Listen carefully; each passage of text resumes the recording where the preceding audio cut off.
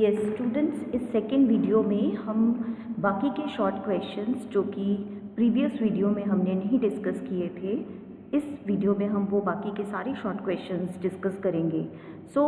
पहली वीडियो में हमने अराउंड 11 क्वेश्चंस डिस्कस किए थे, इसमें भी हम 11 क्वेश्चंस ही डिस्कस करेंगे। टोटल 22 क्वेश्चंस अगर आप एग्ज़ाम्स के लिए सेक्शन ए में प्रिपेयर कर लेंगे, that will be more than sufficient for exams. So upcoming videos में we'll start with section B preparation. So let us discuss these questions. First question है, what do you mean by induction. Induction क्या होता है? Induction एक process है जब एक नए एम्प्लॉई को ऑर्गेनाइजेशन में इंट्रोड्यूस करवाया जाता है, वहाँ के कल्चर के बारे में उसको बताया जाता है, वहाँ के वर्क इन्वायरमेंट के बारे में उसको बताया जाता है। That is called induction. Means जब भी कोई नया एम्प्लॉय ज्वाइन करता है कंपनी को, तो उसको कंपनी के बारे में अवेयर करने के लिए जो प्रोसेस गो थ्रू कर किया जाता है, दैट इज़ कॉल्ड इंडक्शन। इसमें कंपनी के बारे में इंट्रोड्यूस करवाया जाता है, उनको कंपनी की हिस्ट्री, कंपनी का स्ट्रक्चर, कंपनी की पॉलिसीज़, वहाँ के रूल्स एंड रेगुलेशंस बताए जाते हैं, उनको उनकी ड्यूटीज़ और रोल्स क्लियर किए जाते हैं ताकि उनको पता चले कि उनका क्या काम है, उनकी क्या जिम्मेवारियां हैं और उनकी क्या ड्यूटीज़ हैं। इससे उनको कोई कन्फ्यूजन नहीं होती, वो अपना काम स्मूथली कर सकते हैं। और जब भी कोई नया एम्प्लॉय किसी कंपनी में ज्वाइन करता है तो नए एनवायरनमेंट में कंफर्टेबल कई बार फील नहीं करता, तो उसकी एंजाइटी को रिड्यूस करने के लिए इंडक्शन हेल्पफुल है, जिससे उनका एक कॉन्फिडेंस बिल्ड होता है, उनको कुछ अपना सा लगता है एनवायरनमेंट, उनको एडजस्ट होना इजी हो जाता है और उससे उनका मोरल लेवल बूस्ट होता है। एक पॉजिटिव इंप्रेशन लेके वो चलते हैं कंपनी में और उनका जॉब सेटिस्फेक्शन इंक्रीज होता है। नेक्स्ट क्वेश्चन है रिट्रेंचमेंट। ये भी बहुत इंपॉर्टेंट क्वेश्चन है। रिट्रेंचमेंट का मतलब होता है जब कंपनी में लेबर सरप्लस हो जाए या फिर इकोनॉमिक रीजंस की वजह से कंपनी घाटे में चल रही है तो एम्प्लॉयज़ को निकालना पड़ता है, उसको बोलते हैं रिट्रेंचमेंट। रिट्रेंचमेंट अगर किसी एम्प्लॉय को मिसकंडक्ट की वजह से निकाला गया है, that is not called retrenchment. Retrenchment होता है अगर सरप्लस लेबर की वजह से या इकोनॉमिक रीजंस की वजह से एम्प्लॉयज़ को निकाला जा रहा है। रिट्रेंचमेंट से क्या होगा? रिडक्शन होगी वर्कफोर्स की। जब एम्प्लॉयज़ जो हैं वो ज़रूरत से ज़्यादा हैं तब रिट्रेंचमेंट की जाती है, या फिर इकोनॉमिक रीज़न से कंपनी घाटे में चली गई, डिमांड कम हो गई, रीस्ट्रक्चरिंग कर रही है, मीन्स सर्वाइव करने के लिए रिट्रेंचमेंट की जाती है। रिट्रेंचमेंट कभी भी पनिशमेंट नहीं होती, ये ध्यान में रखना है।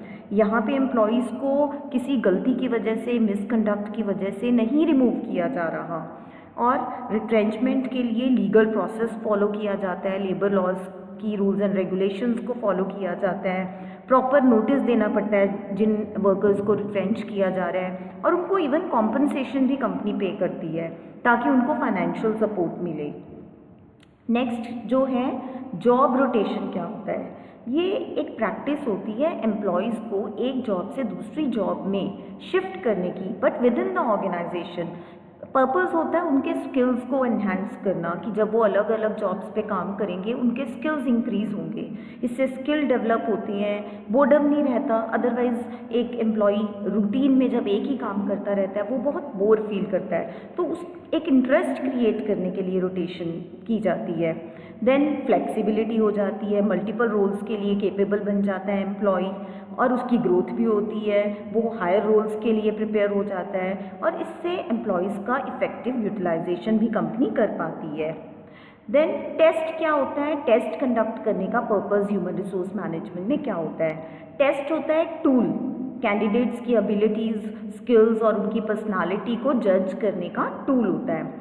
ये एक सिलेक्शन टूल है जिसके थ्रू कैंडिडेट्स को, जितने भी लोग अप्लाई करते हैं कंपनी में, ऑर्गेनाइजेशन में, उनको इवैल्यूएट करने का सिलेक्शन एक टूल होता है ताकि मोस्ट सूटेबल पर्सन रखा जा सके। Normally I use the word company, but ज़रूरी नहीं है आप कंपनी की बजाय ऑर्गेनाइजेशन वर्ड यूज़ करें, बिकॉज जो HRM है that is applicable to every kind of organisation, be it company form of organisation, be it partnership form of business organisation, sole proprietorship, everywhere HRM is applicable.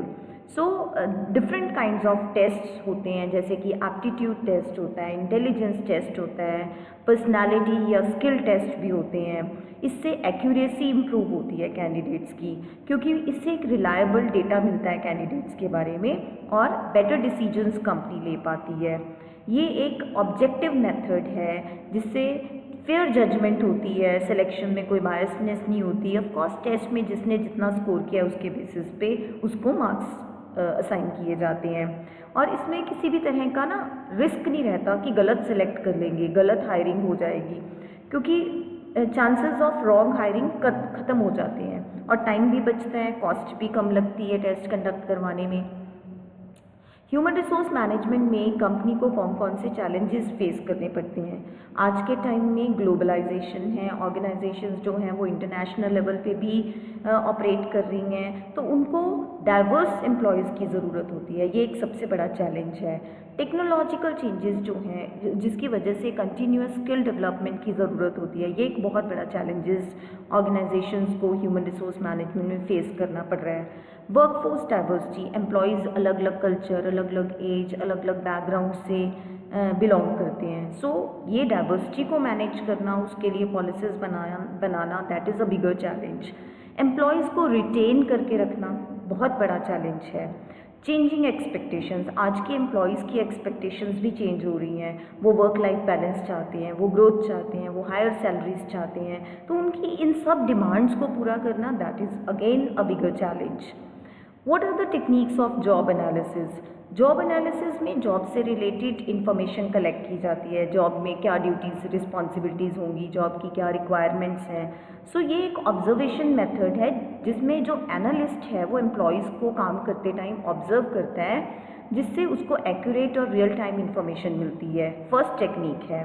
Second technique interview method के through भी उनके jobs के बारे में data collect किया जा सकता है, जिसमें एम्प्लॉयज़ और सुपरवाइजर्स की इंटरव्यूज़ कंडक्ट करवाई जा सकती हैं। क्वेश्चनियर मेथड हो सकता है जिसमें स्ट्रक्चर्ड क्वेश्चनियर बना के जॉब रिलेटेड इन्फॉर्मेशन कलेक्ट की जा सकती है एम्प्लॉयज़ से या सुपरवाइजर से।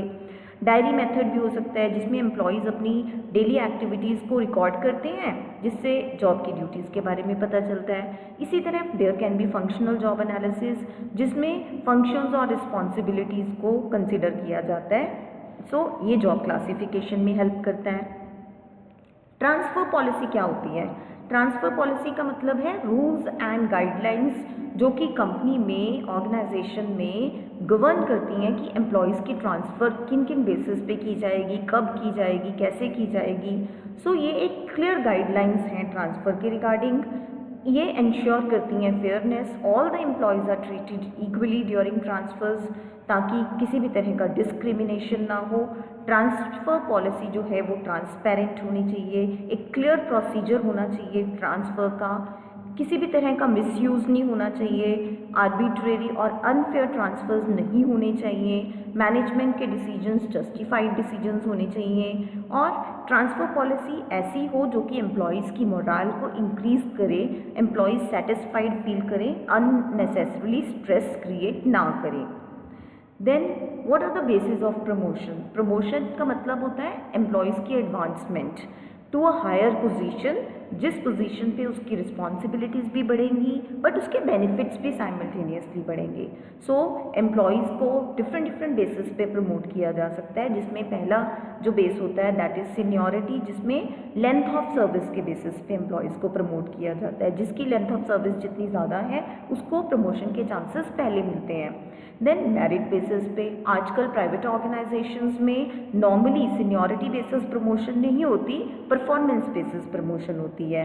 मेरिट बेसिस प्रमोशन उनकी एबिलिटीज़ और उनकी परफॉर्मेंस को देख के, उनके काम को देखते हुए उनको मोटिवेट करने के लिए प्रमोशन दी जाती है। देन कई बार एक्सपीरियंस के बेसिस पे, प्रैक्टिकल नॉलेज जिसके पास ज़्यादा है उसको प्रमोट किया जाता है, और कई बार क्वालिफ़िकेशन के बेसिस पे। कई ऑर्गेनाइजेशंस ऐसी होती हैं कि एम्प्लॉयज़ की क्वालिफ़िकेशन के बेसिस पे उनको प्रमोशन मिलती है, जिसका क्वालिफ़िकेशन लेवल हायर होगा उसको पहले प्रमोशन मिलेगी। Then difference between recruitment and selection, जिस तरह से ट्रेनिंग और डेवलपमेंट का डिफरेंस बहुत इंपॉर्टेंट है, उसी तरह रिक्रूटमेंट और सिलेक्शन का डिफरेंस भी बहुत इंपॉर्टेंट है। इसमें भी पहले हम मीनिंग देंगे। रिक्रूटमेंट का मतलब है जॉब के लिए कैंडिडेट्स को अट्रैक्ट करना, ताकि एक पूल ऑफ कैंडिडेट्स बन जाए, कंपनी के लिए सिलेक्शन ईजी हो जाए। सिलेक्शन होता है जितने भी लोग अप्लाई करते हैं उसमें से बेस्ट को सिलेक्ट करना। रिक्रूटमेंट एक पॉजिटिव प्रोसेस है क्योंकि ज़्यादा से ज़्यादा लोगों को इनकरेज किया जाता है रिक्रूटमेंट में। सिलेक्शन एक नेगेटिव प्रोसेस है बिकॉज इसमें जो अनसूटेबल कैंडिडेट्स हैं उनको रिजेक्ट कर दिया जाता है। देन रिक्रूटमेंट का पर्पस होता है लार्ज नंबर ऑफ एप्लीकेंट्स को जनरेट करना, बट सिलेक्शन में बेस्ट कैंडिडेट को पूल में से सिलेक्ट किया जाता है। रिक्रूटमेंट पहले आता है, सिलेक्शन उसके बाद आता है। रिक्रूटमेंट का जो आउटकम है that is applications are received by the organisation, और सिलेक्शन का आउटकम क्या होता है? Final appointment. The next question is different types of transfers. अलग अलग तरह की ट्रांसफर्स हो सकती हैं, प्रोडक्शन बेसिस पे ट्रांसफर्स हो सकती हैं। ये होती है कि अगर ऑर्गेनाइजेशनल रिक्वायरमेंट जैसे कि वर्कलोड चेंजेस हो रही हैं, इसकी वजह से ट्रांसफ़र की जा रही है एक डिपार्टमेंट से दूसरे डिपार्टमेंट में, एक यूनिट से दूसरे यूनिट में।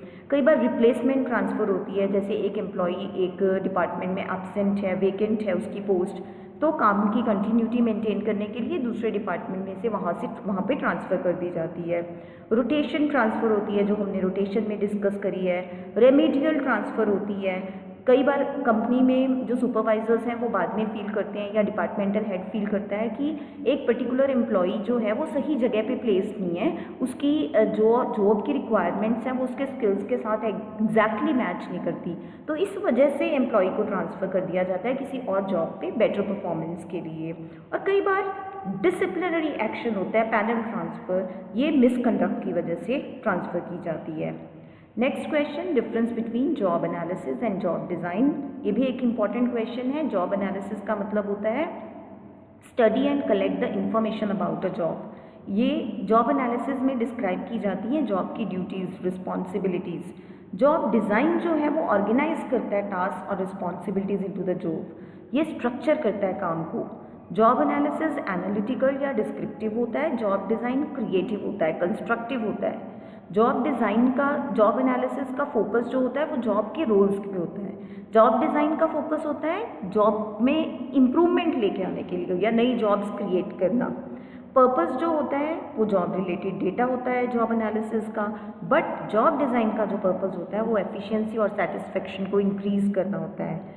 Outcome of job analysis is to produce job description और job specification. So job analysis क्यों किया जाता है? ताकि जॉब को डिस्क्राइब किया जा सके और ये देखा जा सके कि उस जॉब पे काम करने वाले पर्सन में क्या क्वालिफिकेशन, क्या एक्सपीरियंस, क्या क्वालिटीज़ होनी चाहिए। जॉब डिज़ाइन का पर्पस होता है बेटर स्ट्रक्चर्ड जॉब्स को प्रोड्यूस करना।